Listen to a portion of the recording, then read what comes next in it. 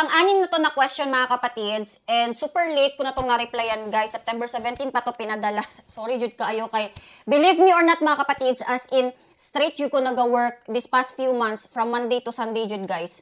Kay sayang po, sayang po ang sweldo. Anyway, so ito po yung concern ni ma'am. So sabi niya dito, "Hi, good afternoon Miss Gali. I have a question po. Dayan 35 user po ako and ang last bill ko po is September 12. Nasa 7 days rest day na po ako and hanggang ngayon, September 17, hindi pa rin po ako nilaregla. And I have a PCOS po kasi, kaya pinatake po ako ng aking OB-GYN ng Dayan 35. Last June ko lang po nalaman na may PCOS ako. Salamat po. Sana masagot nyo. I think delayed lang ang kanyang period, guys. And it's early to tell na kanang tawag ani kanang wala jud siya gidugo since na 'di ba ang base sa kanyang date na pinadala mga kapatids.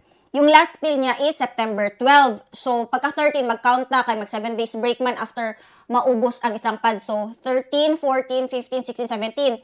So 5 days pa lang ng kanyang 7 days break. So wala pa jud siya nilampas og 7 days guys. So dili pa considered na late jud ang yang period. So ang guess ko dito mga kapatids, it's early lang na murag makulbaan na di siya dugon, okay.